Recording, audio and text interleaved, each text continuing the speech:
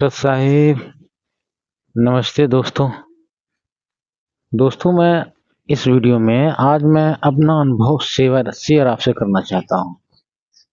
हमारे भगत भाई भी हैं इसमें और हमारे जगत के भी हैं, और जो कुछ मैं कह रहा हूँ वो बिल्कुल सत्य कह रहा हूँ। हम अपने जीवन का जो अनुभव रहा है वो मैं कहना चाह रहा हूँ। इस स्पिरिचुअलिटी से हमारा बहुत ज़्यादा शुरू से ही नाता रहा है, और हम कोई देवी देवता की भक्ति या फिर किसी तरह से मंदिर में जाना और कोई और दर्शनार्थ हेतु कहीं जाना, ये सब मेरे अंदर पहले से नहीं था। मेरे अंदर जैसे योग क्रिया करना, कुंडली जागृत करना, हिप्नोटिज्म की किताब ला कर के स्टडी करना, जो साइंटिफिक तरीके से स्टडी हो सकता था उस तरह की स्टडी मैंने किया था। तो इसी तरह से मैंने जो है हिप्नोटिज्म की किताब लाया और उसमें अध्ययन किया। उसमें लिखा था कि त्राटक करके आप सम्मोहन पावर प्राप्त कर सकते हो। तो मैंने बिंदु त्राटक किया था, ज्योति त्राटक किया था, सूर्य त्राटक भी किया था। ये इन साधनाओं से बड़ा ही खतरनाक अनुभव रहा है मेरा। जब ये साधनाएं हमारी जो है लगभग पूर्ण हो गई तो भयंकर भयंकर हमको अनुभव होने लगा। हमें जो है जैसे शरीर से निकल जाना ये आम बात हो गई मेरे लिए। अब कुछ नियंत्रण नहीं रहता था मेरे अंदर। ये नहीं कि मैं स्वेच्छा से शरीर से निकलता था। और शरीर से जब निकलता था ना, जैसे पक्षी की तरह आसमान में उड़ता था मैं। और ये जो तार है, बिजली का तार और सब ये सब पेड़ उड़ उससे होकर जाता था। और हमें ये सैकड़ों बार ऐसा हुआ। तो बाद में ही और फिर जा जा करके पता नहीं किस किस जगह पे चला जाता था। ये तो मुझे मुझे भी पता नहीं मैं कहाँ चला जाता था। और तब नाम दीक्षा की बात नहीं थी। अब ये मेरे जीवन का बहुत एक अलग अनुभव रहा है, पहली बार था। और जब मैं निकलता था ना, तो ये दो का फीलिंग होता था मुझे।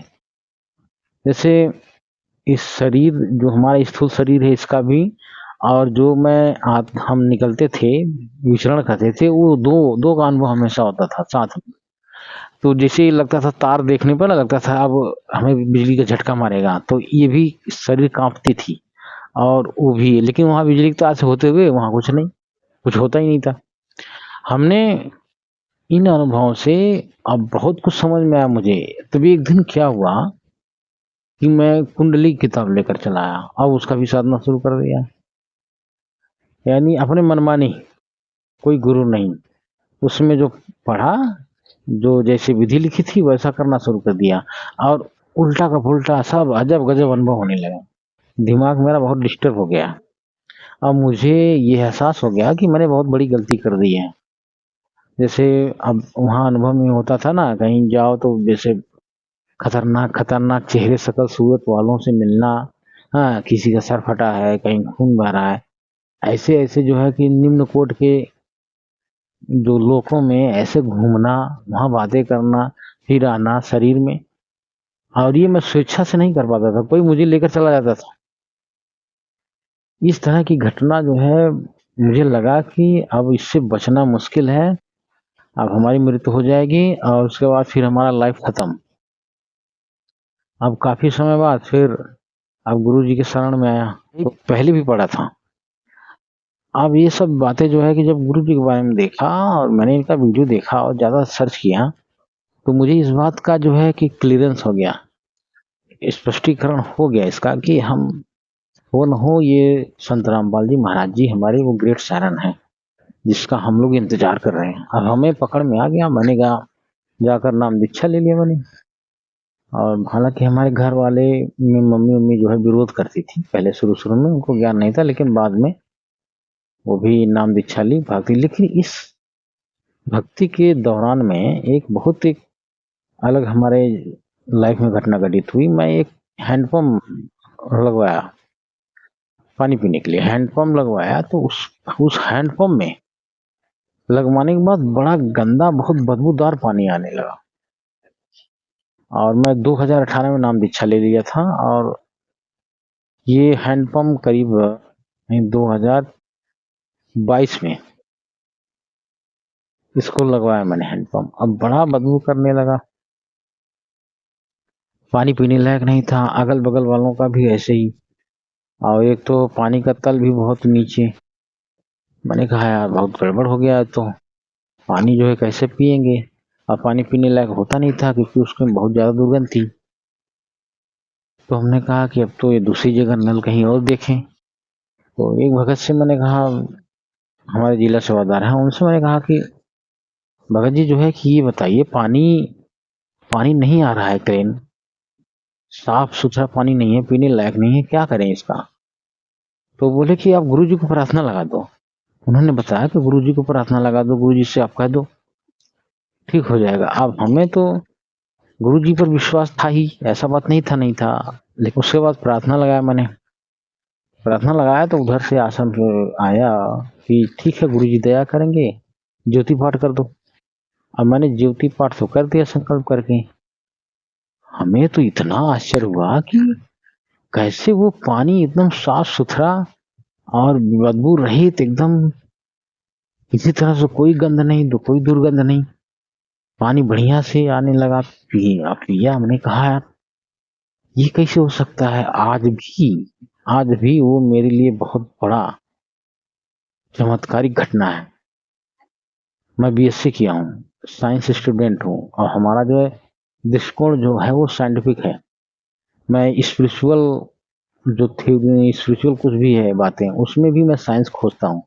और आप जानते हैं कि मैं वीडियो इसी तरह का अपलोड करता हूँ कि ज़्यादातर एक्सप्लेनेशन रहता है मेरा। अब उसका एक्सप्लेनेशन मेरे पास नहीं है, आज भी नहीं, कि वो नल का पानी कैसे शुद्ध आने लगा।